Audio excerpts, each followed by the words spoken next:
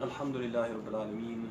Sallallahu wa sallam wa baraka Nabi Muhammadin wa ala alihi wa sahbihi ajma'in. Assalamu alaikum wa rahmatullahi wa barakatuh. Welcome, brothers and sisters, to another installment of our series, a commentary on the last 10 chapters of the Quran. And we have reached chapter number 112, Suratul-Ikhlaas. And as always, we like to begin with some background information about the surah before entering to the commentary. Regarding this surah, Suratul-Ikhlaas, it has one name by which it is known, and that is Suratul-Ikhlaas, which could be translated as the pristine purity. We're going to talk about what that means. This name is evidently ijtihadi. It is a name which the surah was given after the period of revelation, after the period of the Prophet and his companions. There is some debate as to whether or not the surah is Makkiyah or Madaniyah. Some of the scholars like Ibn Mas'ud, Al-Hasan al-Basri, Ata, and Ikrimah, and Jabir, they were of the opinion that it is Makkiyah, while other scholars like Ibn Abbas, Qatada, and Al-Dhahhak, they were of the opinion that it is Madaniyah.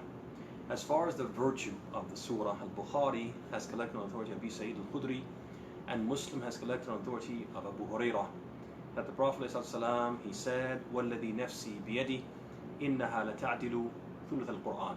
I swear by the one whose hand lies my soul, is equivalent to a third of the Quran. And there is some debate amongst the scholars. So the virtue of Suratul-Ikhlaas is that it is equivalent to a third of the Quran. But the scholars have differed about what exactly that means. What exactly is the Prophet saying when he says that Suratul-Ikhlaas is equivalent to a third of the Quran? Perhaps the best interpretation of that hadith is the one that says that it is a third of the Quran in terms of the Quran's subject matter. That basically when the Prophet ﷺ is saying that Surah Al-Ikhlas is equivalent to a third of the Quran, he means in terms of the subject matter of the Quran as a whole. And the scholars who hold that opinion can be divided into two camps. The first one is Ibn al-Qayyim rahimahullah ta'ala, as he mentioned in Bada'i al-Tafsir. So he mentioned that the Quran, in terms of its subject matter, can be divided into three things. One, al-awama wa nawahi, commands and prohibitions. Number two, al-khabar anillah, information regarding Allah, like His names and His attributes. And number three, al-khabar al-makhluqeen, information regarding creation, like for example, al-qasas, like the stories in the Quran. So if you look at those three, Surah Al-Ikhlas would fall into the second category, information about Allah. And so therefore it is a third of the Quran from the point of view of the three parts of its subject matter. The other camp is the camp of Ibn Taymiyyah rahimahullah ta'ala, Ibn al-Qayyim's teacher, and before him the opinion of Al-Imam Ibn Surayj. And this was mentioned by Ibn Taymiyyah fi Majmu' al-Fatawa, that basically the Quran's subject matter can be divided into three, right? And he said the first one is al-ahkam, rules and regulations. The second one is al-wa'd wal-wa'id, promises of pleasure and threats of punishment. And number three, al-asma wa-sifat, names and attributes of Allah. And obviously Surah Al-Ikhlas would fall into the third of these three categories, and still in that sense, according to the basic opinion of this camp, would be one of the three main subjects basically taken up by the Quran. But there is an important thing to note that was mentioned by Ibn Aqil rahimahullah ta'ala, and that is that he said, Ibn Aqil, he said, وَلَا يَجُوزُ أَن يَكُونَ الْمَعْنَى مَنْ قَرَأَهَا فَلَهُ أَجْرُ ثُلُثَ الْقُرْآنِ بِقَوْلِ رَسُولِ اللَّهِ صَلَّى اللَّهُ عَلَيْهِ وَسَلَّمَ مَنْ قَرَأَ الْقُرْآنَ فَلَهُ بِكُلِّ حَرْفٍ عَشْرُ حَسَنَاتٍ. So Ibn Aqil, basically what he says is, he said it's not possible or not acceptable to say that the meaning is that the one who recited Surah Al-Ikhlas, it would be as if he recited and he will get the reward of reciting a third of the Quran. And they say that this is, and he says that this is the case because of the hadith in which the Prophet ﷺ said that whoever recites the Quran, he will get for every letter 10 rewards. 10 rewards for every letter he recites. And so basically Ibn Aqil is saying that the Prophet is teaching us in this hadith that the reward you get is equivalent to the number of huruf you recite. And and if we accept the meaning that you recite Surah Al-Ikhlas and get the reward as if you recited a third of the Quran, it would contradict what the Prophet is saying in this hadith, which is basically that the reward we get is equivalent to the number of letters we recite. And so this person who recited significantly less will then get the same reward as the person who recited significantly more. And Ibn Aqil says that particular interpretation is unacceptable. Not saying that that's not out there, but I'm saying that Ibn Aqil is assertive and unequivocal in his belief that that is not an acceptable explanation of that hadith. Moving on, Sabab al-Nuzul. What was the precursor? What was the incident that prompted the revelation of the surah? There are three opinions from the scholars. The first one is that the polytheists, some of the mushrikun in Mecca, they came to the Prophet ﷺ and said, "Insib lana rabbak." They said, "Oh Muhammad, provide us with the lineage of your Lord." And that's because in their culture, because they were idol worshippers, that someone would craft an idol, and then that idol would be inherited or passed down to someone else. And so basically the lineage of the idol would be, it was made by so-and-so, who passed it down to so-and-so, who passed it down to such and such, and so on and so forth. And so in their mind, every god has what? A lineage, right? And so they were asking the Prophet for the lineage of his God, and so Allah revealed Suratul-Ikhlaas. طيب, the second opinion regarding Sabab al-Nuzul is that a man by the name of Amr ibn Tufayl, he came to the Messenger of Allah and he said, إِلَى مَا تَدْعُونَ. He said, "Ya Muhammad, إِلَى مَا تَدْعُونَ." He said, "Oh Muhammad, to what do you invite us? What is it that you are calling us to?" So the Prophet responded, the Prophet responded or replied, إِلَى اللَّهِ عَزَّ وَجَلَّ. I call you, I invite you to Allah the Mighty, the Majestic. And so Amr, he responded and said, "Sifhu li, describe him to me. Amin dhahabin huwa, aw min fidda, aw min hadid." He said, "Describe him to me, O Muhammad," because in his mind, our idols are made of what? They're made of something. They're made of some type of substance. So describe your God to me. Is he made of gold? Is he made from silver? Is he made from iron? So Allah revealed Surat-Al-Ikhlaas. Last but not least, from the opinions of the scholars regarding Sabab al-Nuzul, the precursor that led to the incident which prompted the revelation of the surah, is that some Jewish rabbis came to the Prophet ﷺ and they assumed that he was calling to a polytheistic belief. That just like the other Arabs, he was calling to some form of polytheism. So they asked him, they said, "Min ayyi jinsin huwa?" Your Lord, from what species is he? وَمِمَّنْ وَرِث. And from, وَمِمَّنْ وَرِثَ الدُّنْيَا. And from whom did he inherit the earth? وَلِمَنْ يُوَرِّثُهَا. And who will inherit it from him? And who will what? Inherit it from him. Again, believing that what? Whatever you are calling to must be like the religions and the beliefs and the calls of these other Arab polytheists. And so Allah revealed Surat-Al-Ikhlaas. And the summary, basically, if you look at all of these different opinions about the Sabab al-Nuzul, all the different opinions, what do they have in common? Is that some people had some misconceptions about Allah, about the God of Muhammad ﷺ, the God to whom he called and invited the people to worship and to enter into his religion. And they assumed that the God of Islam, was like their false deities. So Allah clarified the unique, unrivaled reality of Allah. Now, there's an important note before we actually get to the tafsir. There's something important to note about this surah, and that is that this surah, Surat-Al-Ikhlaas, which we said could be interpreted or translated as pristine purity, the chapter of pristine purity, is a chapter dedicated to a tawheed, singling out Allah and making him the sole recipient of that to which he is solely, or he alone is entitled. Ifradullahi bi kulli ma yakhtassu bihi, at-tawheed. This is what the surah is dedicated to. This is its primary message, its underlying and core meaning that it wants to convey is the meaning of what a tawheed. Ifradullahi bima yakhtassu bihi, bi kulli ma yakhtassu bihi. Singling out Allah and making him the sole recipient of that to which he alone is entitled. And this tawheed can be divided into two branches. The first branch is tawheed al-i'tiqad wal-ma'rifah. It is the tawheed in theory. And that tawheed in theory can be divided into two what? It's basically usually divided into two categories. The first one is tawheed of Allah's actions. Singling out Allah in the things that He does. And that's typically referred to as tawheed al-rububiyyah. The second type of tawheed under this category, this first category, so the second subcategory is the tawheed of Allah's names and attributes. The names by which He is called, correctly referred, and the attributes with which He is correctly and appropriately described. And that is known as tawheed al-asma wa sifat. And we said both of those come under the first category, tawheed al-i'tiqad wal-ma'rifah, the tawheed in theory. The second tawheed is tawheed al-qasd wal-irada. It is the tawheed in practice. And that is basically tawheed of the worship-related actions of Allah's servants, tawheed al-ibadah, what they call tawheed al-ibadah. So now this second category of tawheed is the tawheed where we single out Allah in the acts that we do. The acts that we do which are considered acts of worship. Allah should be the sole object of that tawheed.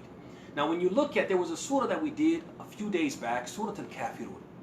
When you look at this surah, and these two surahs, they're like sisters. Suratul-Kafirun was Suratul-Ikhlaas.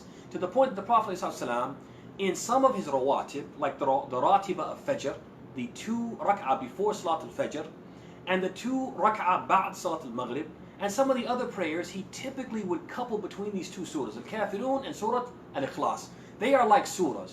Why? And they are both considered a type of Surat-Ikhlas. Right? They're both like Ikhlas al-Awwal wa Ikhlas, Al-Ikhlas al-Awwal wa Ikhlas al-Thani. Or Surat al-Ikhlas al-Ula wa Surat al-Ikhlas al-Thaniya. They're like the first surah of pristine purity, the second surah of pristine purity. Why? Because both of them are dedicated to one of these two categories of a tawheed.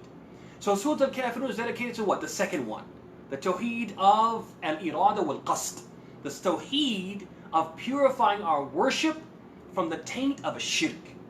But this surah, the one that we're covering now, Surah Al-Ikhlas, is dedicated to the first category. Purifying our beliefs and the way that we think of and imagine God from the taint of idolatrous beliefs and ideologies. That we make sure that basically Ikhlas is concerned with what? The inside, the heart, and our mindset, what we believe about God, how we understand God, okay? The concept of God, what is that for the Muslim? How is that supposed to be? It purifies that concept. And the second one, Surah Al-Kafirun, purifies what? The outward actions, the things that we do outwardly, the acts of worship we perform to make sure that the object of that worship, the sole object of that worship, and those deeds is Allah subhanahu wa ta'ala. This makes this surah, Surah Al-Ikhlas, along with Al-Kafirun, extremely important for the Muslim to understand. Why? Because the foundation of the Islamic religion is what? At-Tawheed. And this foundation, if it is not solid, a person's Islam cannot stand. There can be no Islam, brothers and sisters, without a Tawheed. And I know some people, they hear the word Tawheed and they turn off, they tune out. Tawheed, come on, everybody knows that. Do we really know it? And do we understand how important and critical this is to us being Muslim? That without a Tawheed, there is no Islam. Allah says, لَقَدْ أُوحِيَ إِلَيْكَ وَإِلَى الَّذِينَ مِنْ قَبْلِكَ لَإِنْ أَشْرَكْتَ لَيَحْبَطَنَّ عَمَلُكَ وَلَتَكُونَنَّ مِنَ الْخَاسِرِينَ. It has been revealed to you, O Muhammad, as it was revealed to those before you, if you commit idolatry in belief or practice, if you don't really understand Al-Kafirun in terms of what? The practice of Tawheed, the practical aspect of Tawheed, and you don't understand Al-Ikhlas in terms of the theoretical, the concept of God form of Tawheed. If you don't have this clearly in your heart and in your actions, your deeds will be rendered null and void, and you will be from the losers in the hereafter. So we have to know that these surahs are so important for us to understand ourselves and to teach to our kids, to make sure our children understand the correct concept of God in theory and what that should translate to in terms of our deeds in practice. Allah subhanahu wa ta'ala says, قُلْ هُوَ اللَّهُ أَحَدٌ. Say He is Allah, the one and only, single in the qualities of divinity, absolutely unique, without rival or peer of any kind, indivisible. Allahu Samad, Allah the eternal refuge. He is the one upon whom all creatures, whether animate, living, or inanimate, depend. And he is flawless and perfect in every way. The all-knowing, whose knowledge encompasses all things without exception. There is nothing which escapes his knowledge. His knowledge is perfect and complete and absolute, all-encompassing. The great, impeccable in his greatness. The independently wealthy, whose riches encompass everything in existence without exception. The all-wise, perfect in his wisdom, and so on. You name the quality. Allah has it completely, totally, without any naqs, without any deficiency, or without any shortcoming or flaw. In other words, he possesses every quality of perfection in the most absolute and complete sense, and is free of any and every deficiency. This is the meaning of as-samad. Lam yalid wa lam yulad. He neither begets nor was he begotten. And since he is unique, totally unlike his creatures, since he is as-samad and perfectly independent, in no need of them while they are in total need of him, as-samad, he does not have offspring, nor is he the offspring of another. This is a great point of distinction, brothers and sisters, between us Muslims and the people of other faiths. This is one of the fawasid, this is one of the defining lines of distinction between us and the people of other faiths. The idolaters said that the angels are the daughters of Allah. Some of the Jews, particularly during the time of the Prophet ﷺ, they used to say, Uzair ibn Allah. Uzair is the son of Allah. And the Christians to this day say and maintain that Jesus is the son of God.